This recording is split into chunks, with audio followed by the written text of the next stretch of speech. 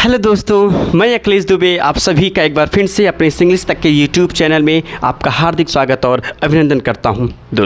दोस्तों हम वर्ब के टॉपिक को पढ़ रहे हैं। आज हम आपके सामने वर्ब का पार्ट 12 लेकर के हाजिर हुआ हूं। दोस्तों पार्ट 11 में दोस्तों हम पढ़ रहे थे, बहुत ही अच्छा टॉपिक हम पढ़ रहे थे और शायद जहाँ तक हमको मालूम है आप सभी को भी मालूम होगा कि वर्ब के पार्ट 11 में हमने पढ़ना शुरू किया था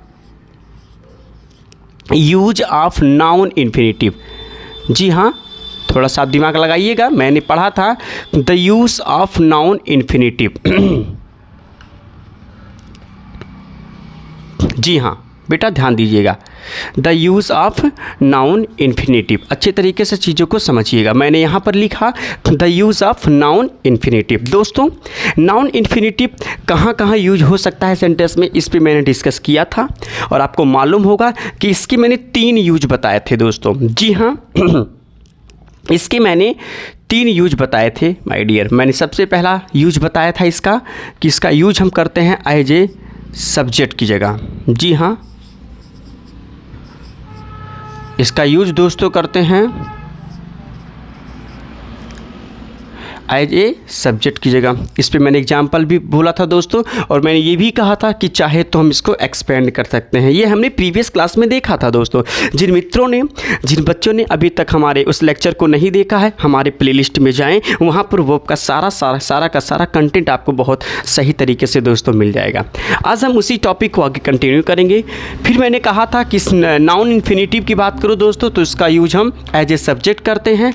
फिर सेकेंड टर्न पे मैंने बताया था दोस्तों कि इसका यूज हम करते हैं एज एन ऑब्जेक्ट की तरह।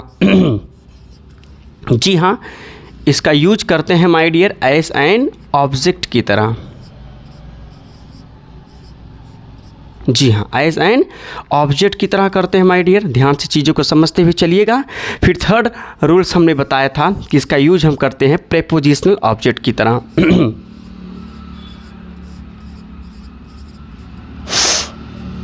प्रेपोजिशनल ऑब्जेक्ट की तरह।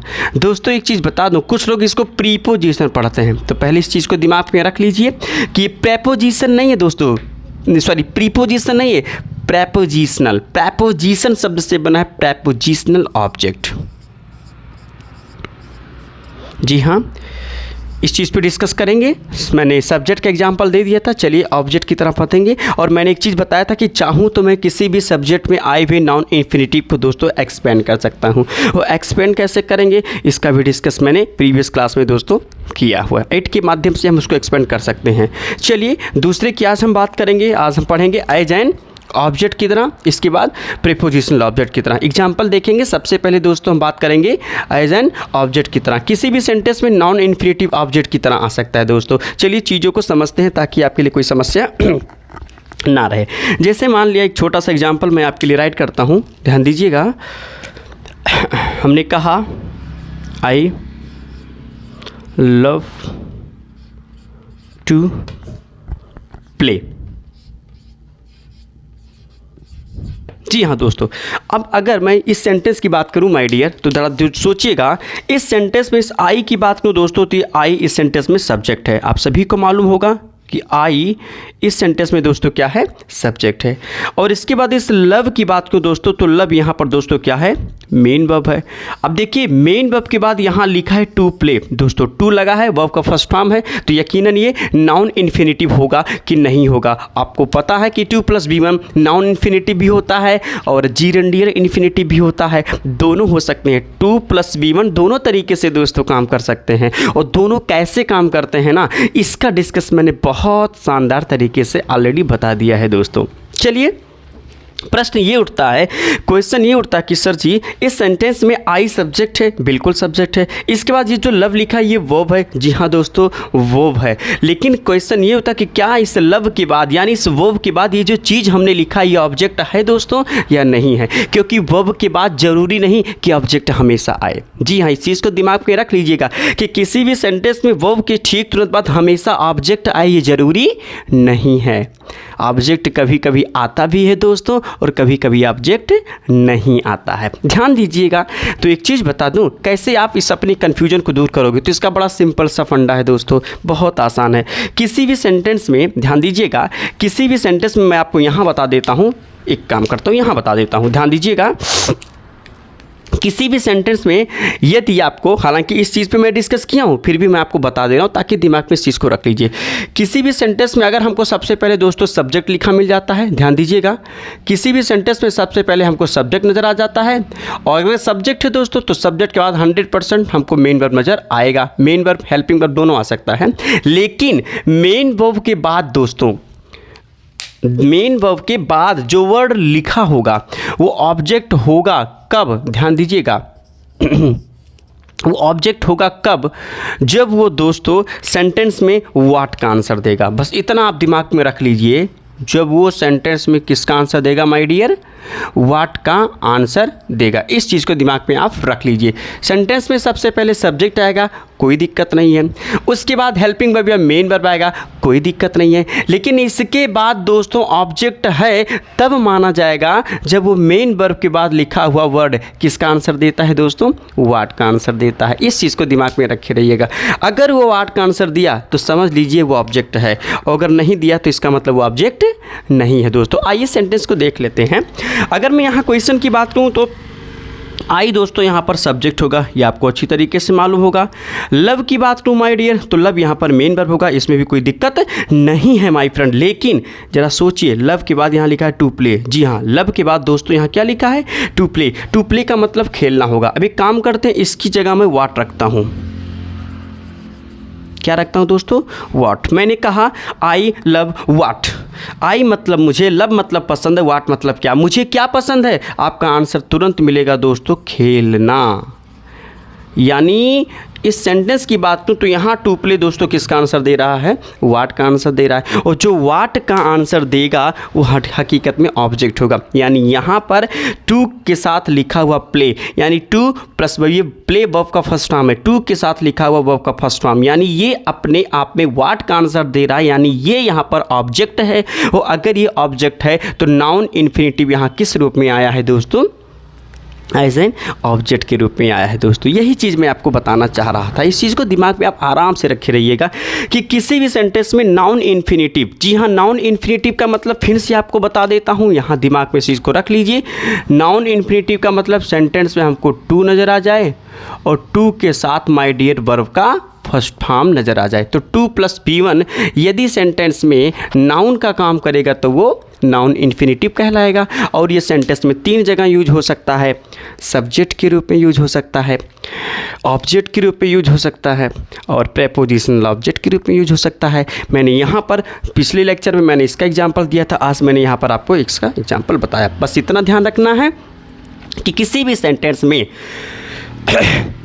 यदि 2 + B1 ऑब्जेक्ट का काम करेगा तो समझ लीजिएगा कि वहाँ पे नाउन इन्फिनिटिव ऑब्जेक्ट के रूप में आया है, और यदि 2 + B1 सब्जेक्ट का काम करेगा तो समझ लीजिएगा कि वहाँ पर नाउन इन्फिनिटिव सब्जेक्ट के रूप में आया है। दोस्तों आप समझ रहे होंगे। चलिए और भी एग्जाम्पल देते हैं, चीज़ों को समझ लीजिए। जी हाँ, आइए समझते हैं। एक दूसरा एग्जाम्पल दोस्तों मैं यहाँ राइट कर देता हूँ, शायद नीचे नहीं दिखेगा तो यहाँ पे मैं राइट कर देता हूँ। चलिए ध्यान दीजिए। एक सेकंड एग्जाम्पल की बात करता हूँ। जैसे हमने कहा आई वांट टू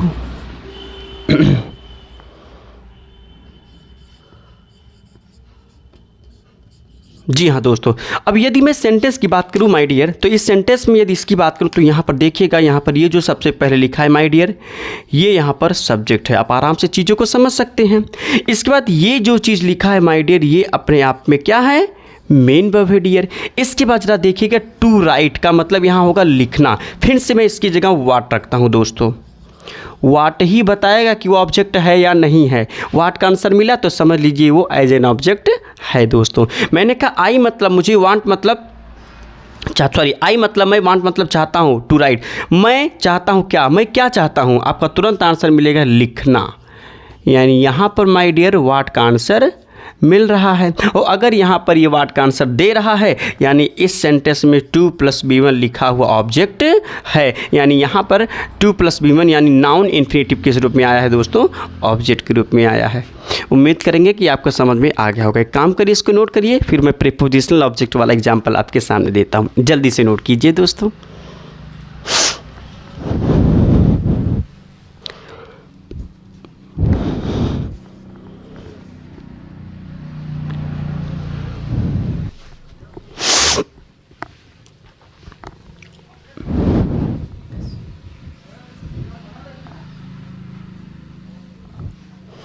तो मेरे प्यारे बच्चों, आपने राइट कर लिया होगा।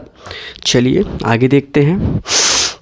आपको ये नाउन इन्फिनेटिव का यूज सब्जेक्ट के रूप में, ऑब्जेक्ट के रूप में, अब हम पढ़ेंगे दोस्तों प्रीपोजिशनल ऑब्जेक्ट के रूप में। चलिए जी हाँ, प्रीपोजिशनल ऑब्जेक्ट बहुत ही सिंपल है। पहले समझा देता हूँ कि वाकई में प्रीपोजिशनल ऑब्जेक्ट क्या होता है। अभी तक जो देखिए सब्जेक्ट की बात करें तो ये वर्ब के लिए होता है, ऑब्जेक्ट की बात करूँ तो ये वर्ब के लिए होता है। यानी यहाँ पर जिस ऑब्जेक्ट की बात कर रहा हूँ वो वर्ब के ऑब्जेक्ट की बात कर रहा हूँ, यहाँ पर जिस सब्जेक्ट की बात कर रहा हूँ दोस्तों वो वर्ब के सब्जेक्ट की बात कर रहा हूँ। लेकिन यहाँ पर ज़रा देखिएगा, लिखा है प्रीपोजिशनल ऑब्जेक्ट, यानी प्रीपोजिशन का ऑब्जेक्ट। तो बहुत ही सिंपल है, प्रीपोजिशनल ऑब्जेक्ट होता क्या है, पहले इस चीज़ को समझ लीजिए। बता देता हूँ। देखिए प्रीपोजिशनल ऑब्जेक्ट का मतलब सिंपल सी बात है, किसी भी सेंटेंस में आपको हमको प्रीपोजिशन नज़र आ जाए। जी हाँ दोस्तों, ये क्या लिखा हमने, प्रीपोजिशन। ओके, और उसी प्रीपोजिशन के बाद में बेटा हमको उसी प्रीपोजिशन के बाद में हमको 2 + B1 नज़र आ जाए। हम उम्मीद करेंगे कि बढ़िया से आपको समझ में आ रहा होगा। फिर से समझिएगा, हमने कहा कि किसी भी सेंटेंस में हमको पहले कोई प्रीपोजिशन नज़र आ जाए और उस प्रीपोजिशन के बाद 2 + B1 नज़र आ जाए। तो ये जो 2 + B1 होगा ना माय फ्रेंड्स, ये ऑब्जेक्ट होगा। ये क्या होगा दोस्तों, ऑब्जेक्ट होगा। और ये ऑब्जेक्ट किसका होगा, प्रीपोजिशन का। इसका मतलब वहाँ पर 2 + B1 दोस्तों क्या होगा, प्रीपोजिशनल ऑब्जेक्ट होगा। समझ में आ रहा होगा। चलिए एग्जाम्पल के माध्यम से चीज़ों को समझेंगे तो आपको कहीं से कोई समस्या नहीं होगी। आइए समझते हैं। जैसे हमने कहा दोस्तों, हमने कहा, एक एग्जाम्पल मैं यहाँ देता हूँ। हमने कहा the bus is about to, जी हाँ, about to start। जी हाँ, जी हाँ माय फ्रेंड्स, मैंने क्या लिखा आप देख सकते हैं। अगर मैं इस क्वेश्चन की बात करूँ दोस्तों तो यहाँ पर देखिएगा, यहाँ पर ये जो सबसे पहले लिखा है दोस्तों द बस, ये अपने आप में इस सेंटेंस का सब्जेक्ट है। ओके, समझ में आ रहा है दोस्तों, कोई बात नहीं।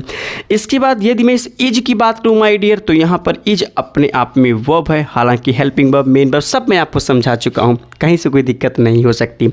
इसके बाद देखिए यहाँ पर हमने लिखा अबाउट टू। दोस्तों क्या लिखा है, जी हाँ, और आप सभी को मालूम होगा कि अबाउट अपने आप में एक प्रीपोजिशन है दोस्तों। जी हाँ, अगर ये प्रीपोजिशन है, जी हाँ, अगर ये प्रीपोजिशन है तो हकीकत में यहाँ पर अगर मैं स्टार्ट की बात करूँ दोस्तों, सॉरी यहाँ टू स्टार्ट रहेगा। अबाउट अपने आप में प्रीपोजिशन है। जी इसकी बात करूँ तो यहाँ पे टू स्टार्ट अपने आप में दोस्तों क्या है, ऑब्जेक्ट है। कैसे ऑब्जेक्ट है, क्योंकि ये वाट का आंसर देगा। The bus is about what, आराम से आंसर देगा टू स्टार्ट। इसका मतलब सिंपल सी बात है कि द बस सब्जेक्ट है, इज वर्ब है, अबाउट प्रीपोजिशन है। और ये प्रीपोजिशन दोस्तों ये प्रीपोजिशन के बाद 2 + B1 लिखा है, यानी ये ऑब्जेक्ट इस प्रीपोजिशन का, यानी यहाँ पर दोस्तों इसको क्या कहेंगे, प्रीपोजिशनल ऑब्जेक्ट कहेंगे। जी हाँ दोस्तों, इस चीज़ को दिमाग में रख लीजिएगा, यहाँ पर इसको हम प्रीपोजिशनल ऑब्जेक्ट कहेंगे। कहानी समझ में आ रही होगी। बस इतना आपको रखना है कि यदि सेंटेंस में 2 + B1 दोस्तों, इतना आपको दिमाग में रखना है, यदि सेंटेंस में 2 + B1 प्रीपोजिशन के बाद लिखा होगा तो वहाँ पर हम उसको क्या कहेंगे, प्रीपोजिशनल ऑब्जेक्ट कहेंगे दोस्तों। चलिए आगे और भी एग्जाम्पल देखते हैं, यहाँ पर दिखेगा। जी हाँ, चलिए एक और एग्जाम्पल की बात करते हैं दोस्तों। ध्यान दीजिएगा, जैसे हमने कहा जी हाँ, मैंने कहा the match is yet to finish. जी हाँ, the match is yet to finish. दोस्तों देखिए, यदि मैं सेंटेंस की बात करूं तो यहाँ पर देखिएगा जो सबसे पहले लिखा द मैच, हकीकत में ये अपने आप में क्या है दोस्तों, सब्जेक्ट है, कोई दिक्कत नहीं। इसके बाद इज लिखा तो ये वर्ब होगा। यहाँ पर इस यट को देखिए दोस्तों, तो यहाँ पर यट अपने आप में प्रेपोजिशन है। इसके बाद देखिए यहाँ टू लिखा है, फिनिश लिखा है, यानी अगर मैं इसकी बात करूँ दोस्तों तो ये अपने आप में आप आराम से कह सकते हो 2+B1 के फॉर्म में है। और अगर 2+B1 के फॉर्म में है दोस्तों तो द मैच इज येट वाट, ये भी वाट का आंसर देगा, यानी ऑब्जेक्ट होगा किसका, प्रेपोजिशन का। यानी यहाँ पर माय डियर, यहाँ पर ये अपने आप में क्या होगा, प्रेपोजिशनल ऑब्जेक्ट होगा। आप हम उम्मीद करेंगे कि बढ़िया से आपको समझ में आ गया होगा। बस आपको दिमाग में इतना ही रखना है कि यदि 2+B1 सब्जेक्ट के रूप में होगा तो उसको हम नॉन इन्फिनिटिव कहेंगे दोस्तों, और यदि 2+B1 ऑब्जेक्ट के रूप में होगा, सॉरी यदि 2+B1 इस सब्जेक्ट के रूप में होगा तो वहाँ पर noun infinitive as a subject का काम करेगा दोस्तों। और यदि 2+B1 ऑब्जेक्ट की जगह होगा यानी वाट का आंसर देगा तो समझ लीजिएगा वहाँ पे noun infinitive as an object है दोस्तों। और यदि 2+B1 किसी प्रेपोजिशन की बात नजर आएगा दोस्तों तो उसको प्रेपोजिशनल ऑब्जेक्ट कहेंगे, यानी वहाँ पर प्रेपोजिशनल ऑब्जेक्ट की तरह काम कर रहा है दोस्तों। तो उम्मीद करेंगे ये अच्छे तरीके से समझ में आपको आ गया होगा। एक काम करिए, इसको नोट करिए, फिर नॉन इन्फिनिटिव के बाद एक और इन्फिनिटिव मैंने बताया था जीरेंडियल इन्फिनिटिव, उस टॉपिक पे काम करना शुरू करते हैं दोस्तों। एक काम करिए, इसको पहले आप नोट कर लीजिए, जल्दी करिए दोस्तों।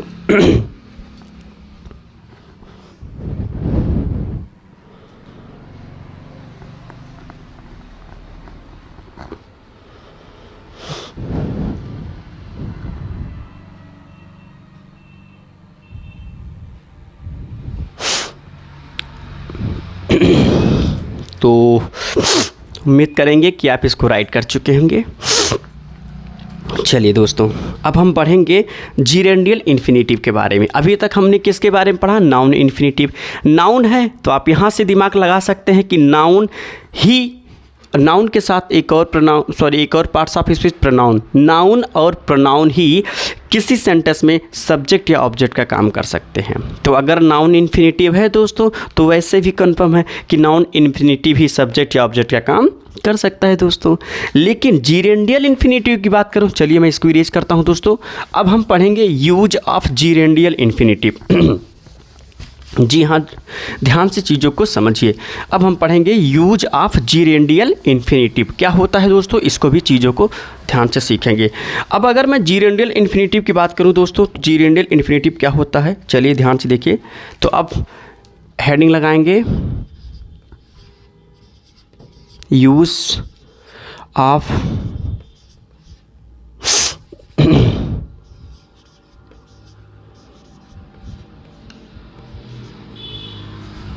जी हाँ, यूज ऑफ जीरेंडियल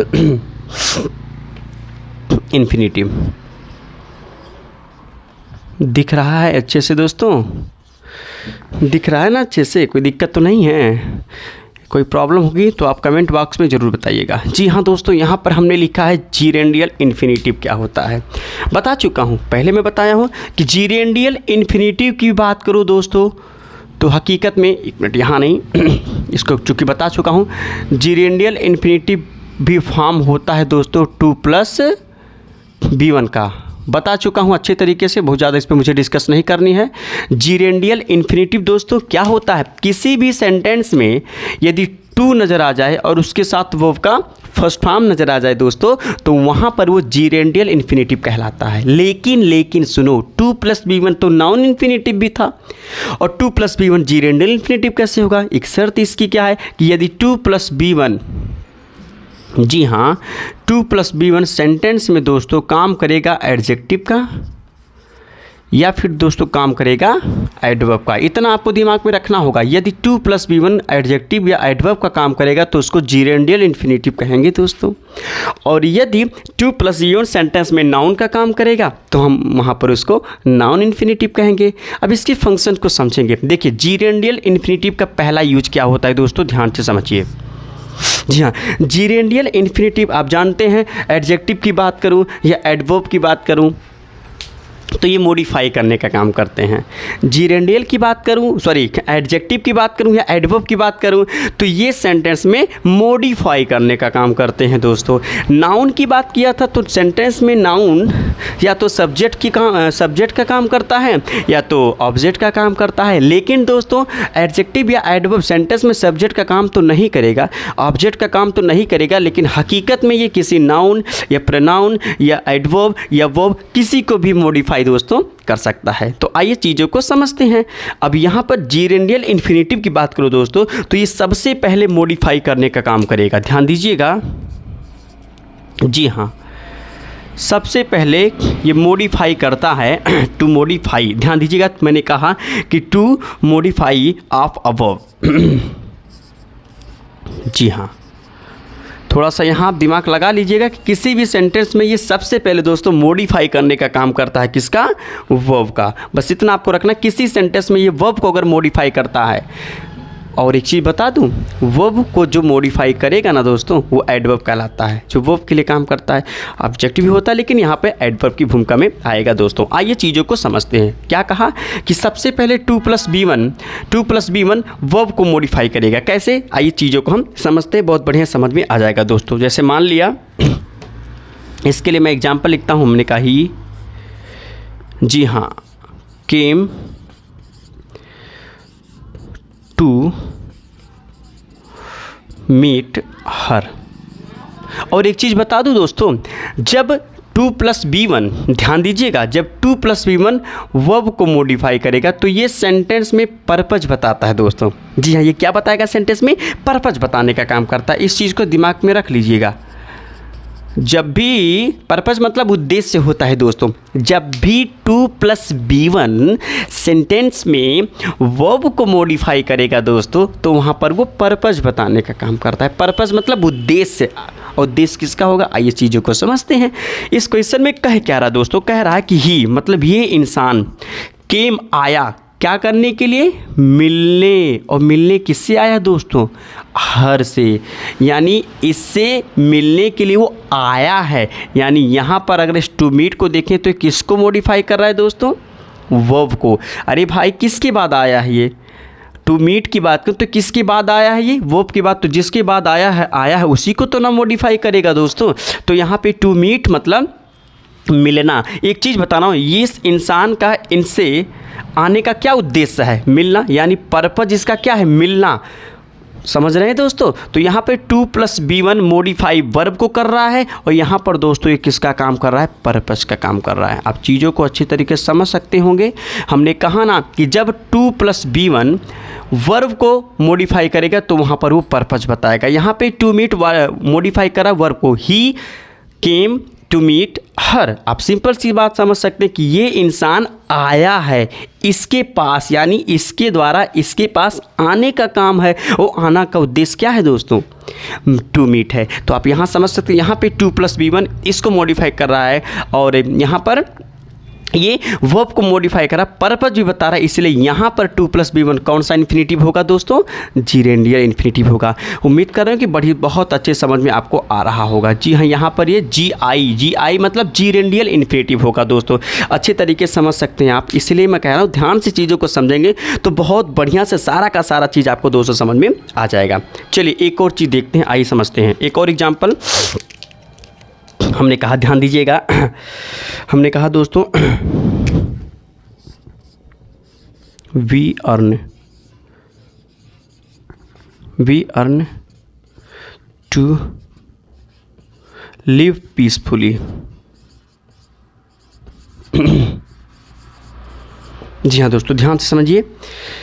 हमने कहा we earn to live peacefully. दोस्तों अगर मैं इस सेंटेंस की बात करूं तो आप आराम से यहाँ पे चीज़ों को समझ सकते हैं। यहाँ पर खुद देख लीजिए। यहाँ पे इस वी की बात करूं तो ये वी इस सेंटेंस का सब्जेक्ट है दोस्तों। अर्न की बात करूं तो ये इस सेंटेंस में मेन वर्ब है। अब ये करा कि हम कमाते हैं, हमारे कमाने का उद्देश्य क्या है? जीना। जी हाँ, तो टू लिव 2+B1 दोस्तों यहाँ क्या बता रहा है?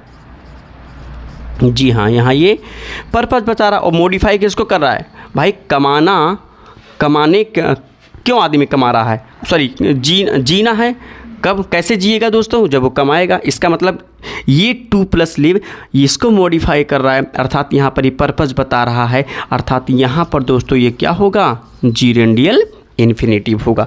तो दोस्तों हम उम्मीद करेंगे कि ये भी आपको समझ में अच्छे से आ गया होगा। इसको लिखिए आप, फिर आके बताते हैं, जल्दी से नोट करें आप। सो माय डियर, चलिए वीडियो का टाइमिंग फिर ज़्यादा हो रहा है माय फ्रेंड्स। चलिए आज की टॉपिक में यहीं तक फिनिश करता हूं दोस्तों, फिर मिलेंगे हम आपके साथ इसी कंटेंट को आगे बढ़ाते हुए। अभी मैंने जीरेंडियल इन्फिनिटिव का एक रूल बताया है, इसके और भी रूल होंगे दोस्तों, उन सारे के सारे रूल्स पे हम चर्चा या डिस्कस नेक्स्ट वीडियो में करेंगे दोस्तों। तब तक यहाँ तक के टॉपिक को अच्छे तरीके से आप नोट कर लीजिएगा।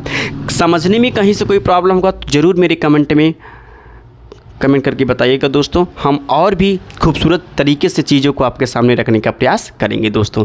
चलिए फिर मिलेंगे आपसे एक नए लेक्चर में, एक नए वीडियो में। तब तक के लिए मेरे प्यारे सभी मित्रों को गुड नाइट, थैंक यू, धन्यवाद।